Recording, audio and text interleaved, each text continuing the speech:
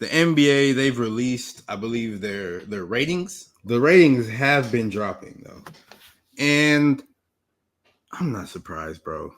I'm not surprised. I think you had the numbers, Greg. You can pull that up real fast. Yeah. Let's go ahead and share this screen real quick.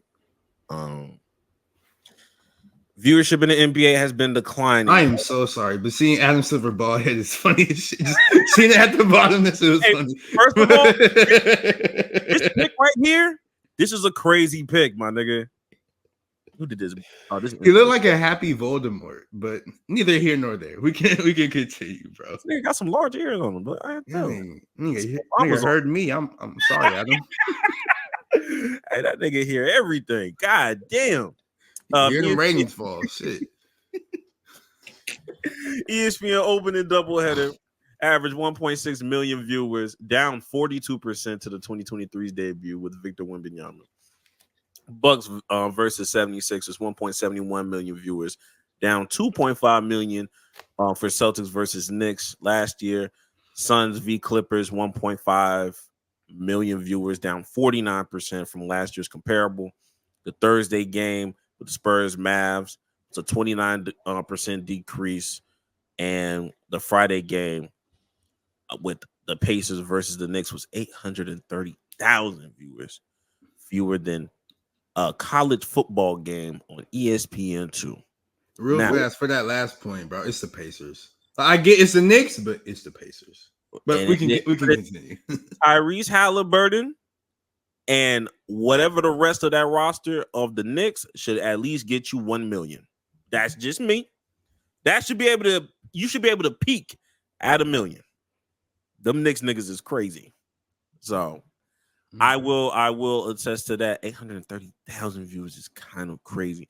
Now, this doesn't account to. I mean, there's context to all of this. Obviously, with the Bucks and the 76ers, you're dealing with no Joel Embiid and no Paul George. You know what I mean? And the Bucks blew them niggas out very early. I didn't watch the Suns versus Clippers, but Kawhi's not playing with the Clippers. You know what I mean? Spurs, Mavs, Wemby played. Spurs suck. Even though it's Wemby, the Spurs are a bad basketball team. Yeah. And the opening doubleheader, it was fucking Wemby. Niggas wanted to know if the demigod could translate. You know, I don't fucking know. And we already talked about the Pacers Knicks. So of course there's always context to be had. But the real thing is that all of these other leagues are gaining viewership. That's the real issue here. I don't really care about the semantics of what about this? What about it? Look, with the NFL, they jumped 1 million. They went from 17.9 to 18.6 million viewers through going through week 3. MLB, they've improved. They jumped up 42% from last year when it came to viewership. With an additional, they had 7.4 million viewers from last year's 5.2 million. And then even NHL hockey got a 26% increase in viewership. I think they had, what was it, 1.5 million more, if I'm not mistaken, or they averaged 1.5 million throughout the course of everything. Second all time behind their 1996 postseason that they had. And I think Wayne Gretzky was still relevant back then. So it's like you look at all these other leagues in America that are continuing to rise each and every year. We haven't even talked about the WNBA. I feel like that's a cheat code because you have Caitlin. But the NBA is the only one that's decreasing. And people are kind of like scratching their head. Why? I mean, I can only point to illegal streaming for so long because look. The streaming does play a big part in the numbers dropping for NBA, and because you've seen that video. Granted, this is not NBA, but you've seen that video. It was Adam Schefter. He was using Met streams or whatever. Yeah, to watch the Jets game. But look at that. That's football. You know what I mean? Yeah. That's NFL. Yeah. You know, so it's like, yes, NBA is taking a hit because of illegal streaming, but all these other leagues are doing it because nobody's watching these hosts for free. I mean, like nobody is saying I'm going to pay for this subscription, but not the NBA subscription. It's like, yo, if I'm finna stream, I'm finna stream all this shit. So they're all running into the same kind of problems. I just think I can only speak for baseball because I watched baseball since working at my job that I'm working at. I saw it from what it would look like in 2022 versus what it looks like now. It's just a faster pace to play. Niggas are doing a lot more.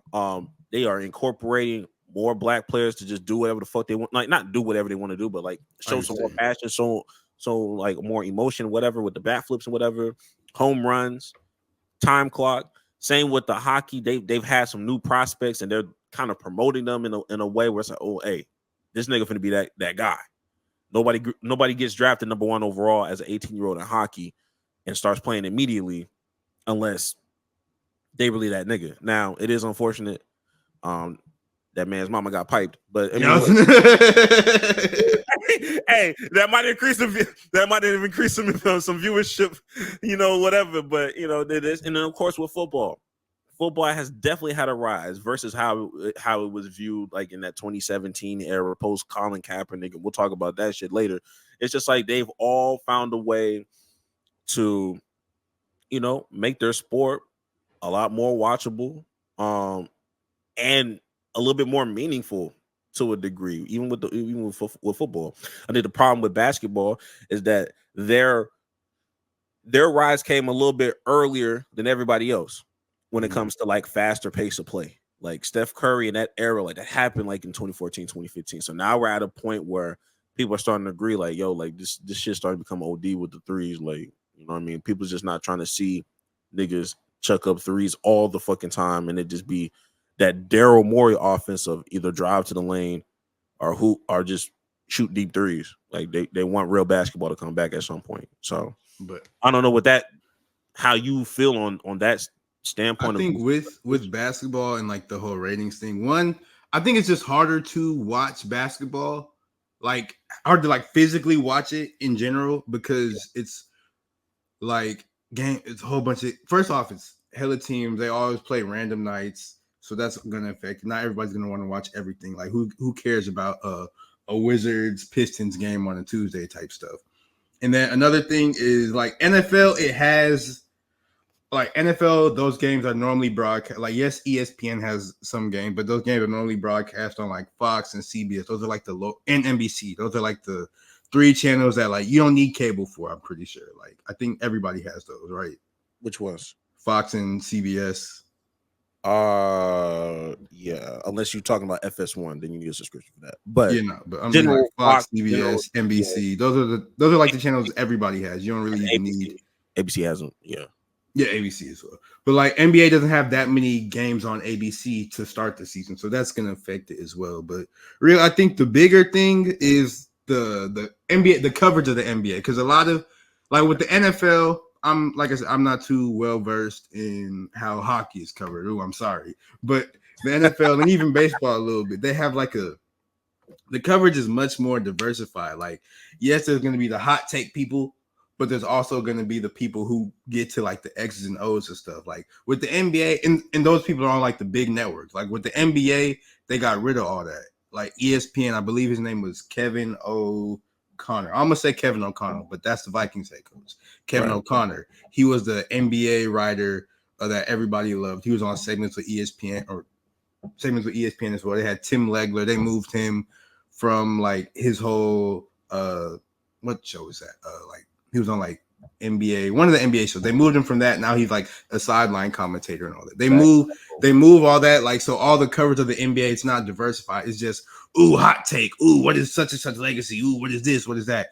And that will turn people off. Because I think a lot of those comments, a lot of that discourse is sort of fueled by negativity. And negativity, negativity drives traffic. It makes people watch that, blah, blah, blah. But after a while, people get tired of it. Like, that's why Skip Bayless and them, like, he started falling off. That's why First Take, like, people love First Take, but you know what I'm trying to say, bro. Nobody really cares what they have to say on First Take.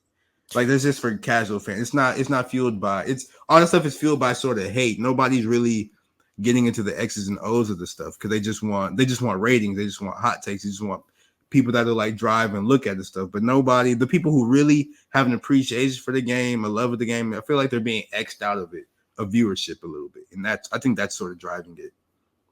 And yeah, and as a general, like from a general standpoint, nobody really cares about the X's and O's of basketball like they do a football, like they do a hockey or whatever it may be. Because I feel like in everybody else's mind, they feel like basketball is simple enough in their mind where it's like I ain't gotta like there's plenty of people like that watch basketball and say, why didn't they do that? Like all you need to do is this, that, and the other. They simplify the game so much versus like in the NFL. It's like, bro, like you have no idea what that nigga's coverage was. Like, you don't like you can kind of guess it. And there are some dumbass niggas that try to do the all 22 and like, oh, this hole. Why did you miss this hole, bro? Like, nigga, you looking at the highest part of the fucking cam, like that's not the vision that you see. But you have a nigga like Cam Newton, you have a nigga that's giving you those kind of ordeals. Like you have your Mina Kimes and Dan Orlovsky's and all that stuff. And even with the LeBron JJ Redick thing on the podcast, like niggas didn't care about that. Like they cared, like, oh, LeBron had a podcast, but once they got into like episode 2 or episode 3, and niggas wasn't tuning in to watch Pick the Picker and Victory and whatever the plays they had going on. Like it's just a different audience. We just have to come up to, at the end of the day, it's a give and pull. Like the audience is one of the most insufferable audience. Basketball is like the most insufferable audience out of all of the sports. I feel like that's because we make it that way. Because like your take on how people don't really care about the X and O, I feel like I don't necessarily agree with that. I feel like people do care, but even then, I feel like we should not necessarily but like I feel like the ESPN, the Bleachers Report, the whatever. I feel like they could do a better job of drawing in people to care about that stuff because like ain't nobody really care about the X's and O's as far as like what Mina Kimes and all them was saying until they did care. So I feel like they could do a better job of that, and that could drive more people to start to actually really care about it. Like it's just diversifying the. Like I said earlier, they just need to diversify like the viewership, and I think that could drive brain fart. That could drive ratings. That could make more people start watching and everything.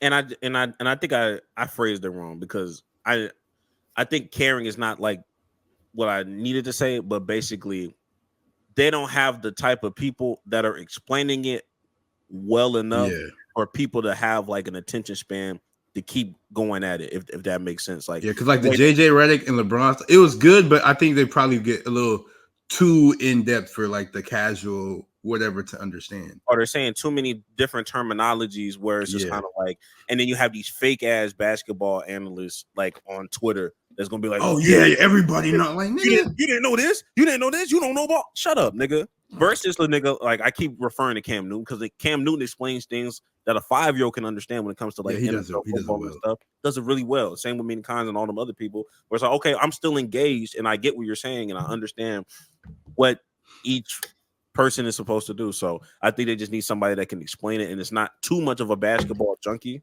to be able to kind of teach it.